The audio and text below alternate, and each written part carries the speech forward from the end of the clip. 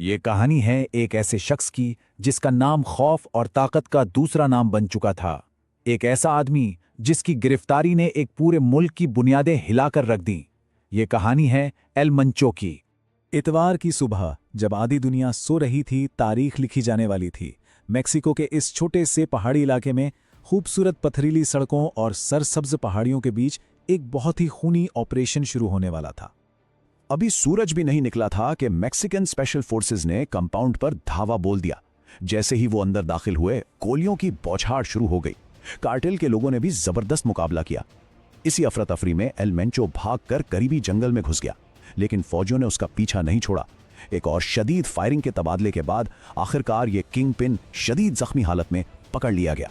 लेकिन यहाँ एक बहुत बड़ा सवाल पैदा होता है, आखिर ये शख्स था कौन और वो इतना ताकतवर कैसे बन गया कि एक मुल्क के खिलाफ लड़ने के लिए अपनी एक जाती फौज बना ली। इस सवाल का जवाब जानने के लिए हमें इस कहानी की शुरुआत में जाना पड़ेगा।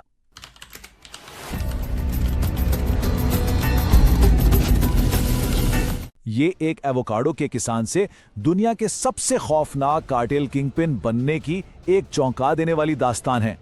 तो 1980 की दहाई में वो एक बेहतर जिंदगी की तलाश में कैलिफोर्निया आया, लेकिन 1992 में हेरोइन बेचने के जुर्म में उसका ख्वाब टूट गया और उसे जेल हो गई। 5 साल बाद 30 साल की उम्र में उसे वापस मेक्सिको डिपोर्ट कर दिया गया और यहीं से उसकी कहानी में एक हैरानकुन मोड़ आता है। मेक्सिको वापस आकर वो एक मकामी पुलिस ऑफिसर बन जाता है। अब सोचें ज़रा, एक मुस्तकबिल के ड्रग लॉर्ड के लिए इससे बेहतर ट्रेनिंग और क्या हो सकती थी। एक पुलिस अफसर के तौर पर उसने सिस्टम को अंदर से सीखा। उसने अपनी आंखों से देखा कि रिश्वत कैसे काम करती है, कहाँ कहाँ कमजोरियां हैं और उन कमजोरियों को अपने फायदे के लिए कैसे इस्तेमाल किया जा सकता है। फिर उसने एक बहुत ही शातिराना चाल चली। एक ताकतवर कार्टेल खानदान में शादी कर ली, जिससे उसे जराइम की दुनिया का टिकट मिल गया। वो तेजी से आगे बढ़ा, एक हिटमैन से लीडर बन गया और 2010 तक वो अपना राज कायम करने के लिए तैयार था। उसने अपना अलग ग्रुप बनाया, एक ऐसी तंजीम जिसे आज दुनिया कार्टेल दे खालिस को नोइवा जेनरेसियोन यानी CJNG के नाम से जानती है। तो अब देखते हैं कि किस तरह CJNG एक नए और कई ज्यादा खतरनाक किस्म का कार्टेल बन गया। एक फेडरल इन्वेस्टिगेटर ने एक बार कहा था, पाब्लो एस्कोबार के बाद किसी भी ड्रग ट्रैफिकर ने हुक्काम को इस तरह सीधा चैलेंज नहीं किया। सिर्फ ये एक जुमला ही एल मंचो की ताकत और बेखौफी को समझने के लिए काफी है। एक अंदाजे के मुताबिक CJNG कार्टेल के पास $20 अरब से ज्यादा का जंगी खजाना था। इतनी रकम ने उन्हें तकरीबन लामहदूद ताकत और वसाइल फराहम किए। उनकी डटाई का अंदाजा इस वाक़े से लगाएं। 2015 में CJNG के मुसल्लह अफराद ने रॉकेट लॉन्चर्स का इस्तेमाल करके एक मैक्सिकन फौजी हेलीकॉप्टर को मार गिराया। ये अब सिर्फ जराइम की दुनिया की लड़ाई नहीं थी, ये रियासत के खिलाफ खुली जंग थी। CJNG की कामयाबी का एक बड़ा राज उनका बिजनेस मॉडल था। देखें, पुराने कार्टेल कोकेन और हेरोइन पर इन्हिसार करते थे, यानी उन्हें दूसरे ममालिक के सप्लायर्स पर भरोसा करना पड़ता था और मुनाफा भी कम था। लेकिन CJNG ने होशियारी दिखाई। उन्होंने सिंथेटिक ड्रग्स यानी मेथ और फेंटनिल पर तवज्जो दी।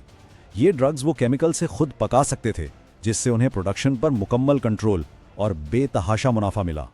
लेकिन उनकी सबसे खतरनाक प्रोडक्ट थी फेंटनिल, एक ऐसी दवा जो इस कदर मोहलिक है कि इसकी बहुत ही मामूली मिकदार भी जानलेवा साबित हो सकती है। सिर्फ 2 मिलीग्राम, ये रेत के चंद दानों के बराबर है और इतनी सी मिकदार एक जवान इंसान को मारने के लिए काफी है। यही वो प्रोडक्ट थी जिसने CJNG को अरबपति बनाया और लाखों जिंदगियां तबाह कर दी। लेकिन ये बहरान सिर्फ एक शख्स या एक कार्टेल ने पैदा नहीं किया। इसके पीछे कई दहाइयों की निज़ामी और बैनुल अक़वामी नाकामियां थीं, जिन्होंने एक नार्को स्टेट को पनपने का मौका फराहम किया। देखें, कई दहाइयों तक मेक्सिको में एक गैर तहरीरी उसूल था जिसे प्लाजा सिस्टम कहा जाता था। बुनियादी तौर पर हुक्मरान जमात PRI कार्टेल्स को रिश्वत के बदले काम करने देती थी। बस शर्त यह थी कि वो तशद्दुद को अवाम से दूर रखेंगे। लेकिन 2000 में जब उनकी 71 साला हुकूमत खत्म हुई तो एक बहुत बड़ा पावर वैक्यूम पैदा हुआ, जिसने नए और कई ज्यादा वहशी ग्रोहों को जन्म दिया। और सितम ज़रीफ़ी ये है कि कुछ अमरीकी पॉलिसियों ने भी नादानिस्ता तौर पर इस बहरान को मज़ीद हवा दी। 1980 की दहाई में CIA की कॉन्ट्रा बागियों की हिमायत से लेकर 1994 में नाफ्टा मुआहदे तक, जिसने ड्रग स्मगलिंग को आसान बना दिया, फिर 2006 में मेक्सिको की ड्रग्स के खिलाफ जंग, जिसने बड़े कार्टेल्स को छोटे, ज्यादा पुरतशद्दद गैंग्स में तोड़ दिया। और सबसे चौंका देने वाली बात 2009 का ऑपरेशन फास्ट एंड फ्यूरियस, जिसमें 2000 से ज्यादा हथियार गलती से कार्टेल्स के हाथ लग गए। खास तौर पर नाफ्टा मुआहदे ने मेक्सिको की ज़राअत को तबाह कर दिया। अमेरिका से सस्ती फसलों के आने से मुकामी किसानों के लिए मक्की की कीमतें 65% तक गिर गईं। और नतीजा क्या निकला? 1991 और 2007 के दरमियान तकरीबन 20 लाख मैक्सिकन किसानों को अपनी ज़मीनें छोड़नी पड़ी। ये मायूस और बेरोजगार किसान कार्टेल्स के लिए भर्तियां करने का एक बहुत बड़ा जरिया बन गए। और इस तशद्दुद को हवा देने वाले हथियार वो कहां से आए? 2014 से 2018 के दरमियान मेक्सिको में पकड़े गए 70% हथियार अमेरिका से आए थे। तो अब वापस आते हैं एल मेंचो की मौत के बाद के हालात पर। क्या एक किंगपिन को हटाने का मतलब जंग का खात्मा था? जैसे ही उसकी मौत की खबर फैली, CJNG ने पूरे मेक्सिको में जैसे जहन्नुम बर्पा कर दिया। 20 रियासतों में मरबूत हमले, गाड़ियां जलाई गईं, हाईवेज ब्लॉक किए गए, कारोबार तबाह कर दिए गए। मेक्सिको का दूसरा बड़ा शहर ग्वाडालाहारा एक भूत शहर बन गया। उन्होंने तो हर मैक्सिकन फौजी के सर पर इनाम तक रख दिया। एल मेंचो की जानिशीनी का सिलसिला भी तबाह हो चुका है। उसका बेटा अमेरिका में उम्र कैद काट रहा है, जबकि उसकी बीवी और 2 भाई मैक्सिको की जेलों में हैं। नतीजा, एक खतरनाक पावर वैक्यूम। और ये बात तकरीबन यकीनी है कि बाकी बच जाने वाले कमांडरों के दरमियान कंट्रोल के लिए एक खूनी जंग छिड़ जाएगी।